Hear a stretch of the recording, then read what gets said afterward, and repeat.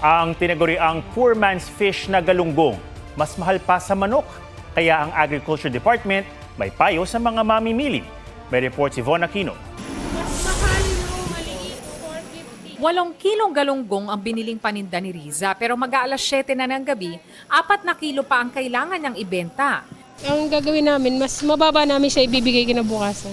Minsan tinutumpok namin 100, 4 na piraso, bentang palugi na po yun. 360 to 400 pesos per kilo ang bentahan ng galunggong bilog na frozen sa Kamuning Market. Kaya si Jocelyn, imbis na ang paboritong galunggong, manok na lang daw ang binibili na nasa 220 to 230 pesos lang per kilo. Yun nga lang po, favorite kong isda pero ang mahal. Kaya manok talaga, madaling lutuin at mas mura pa. Nakakadalawang luto kasi kami eh. Sa Mega Q-Mart, 200 to 220 pesos per kilo ang galunggong. Pero ito raw yung tinatawag na burot o yung may pulang kulay sa buntot. Wala po kasi talaga supply ng sariwang galunggong po.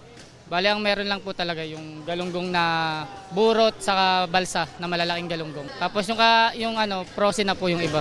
Paliwanag ni Agriculture Secretary Francisco Chu Laurel Jr., mababa ngayon ang supply ng galunggong kaya sumipa ang presyo.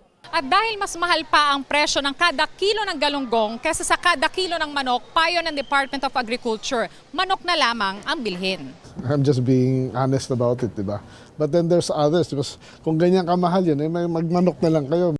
Sa price monitoring ng Department of Agriculture nitong November 24 hanggang November 29, pumalo na sa mahigit 300 piso kada kilo ang local at imported galunggong sa mga pamilihan sa Metro Manila, habang nasa 200 per kilo naman ang manok.